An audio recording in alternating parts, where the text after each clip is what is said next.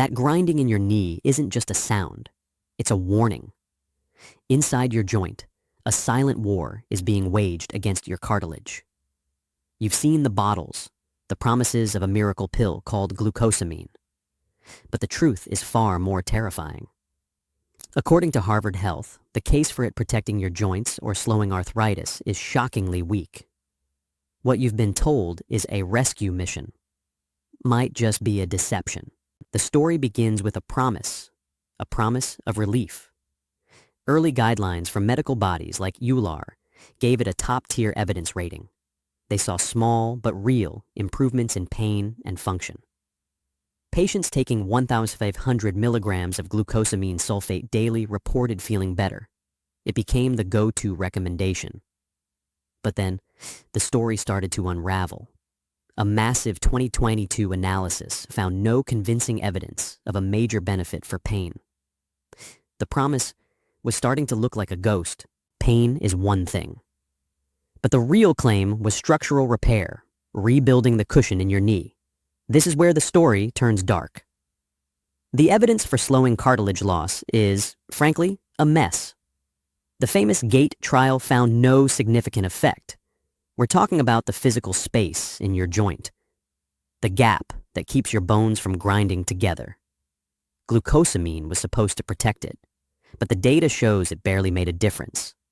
The fortress was never being rebuilt. The enemy was still inside the gates. Just when the case seems closed, a plot twist emerges. A co-conspirator, chondroitin. A 2015 Australian study dropped a bombshell.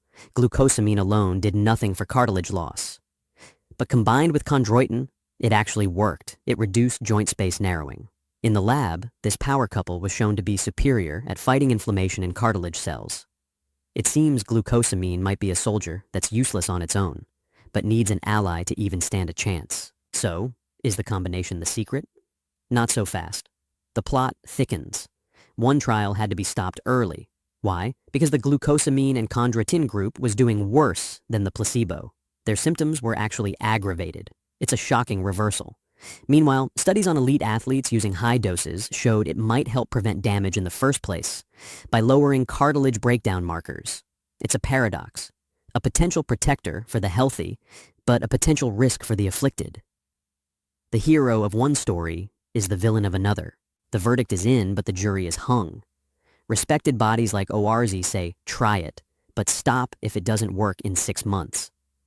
But the evidence has grown so weak over time that others, like the UK's influential NICE guidelines, have completely abandoned it. They no longer recommend it at all. Much of the early positive research was funded by the very companies selling the pills, creating a high risk of bias. The truth is the science is inconsistent, controversial, and fading with every new high-quality study that emerges. So what is the final truth about glucosamine? It's not a miracle cure. The evidence for it rebuilding your knee cartilage is fragile and unconvincing. For some people, the sulfate form may offer minor, short-term pain relief. But the effect is small, and it doesn't work for everyone. The powerful promise of reversing arthritis has crumbled under scientific scrutiny. The decision to take it is a gamble, based on inconsistent evidence and fading hope. The only thing you truly have control over is the knowledge. Now.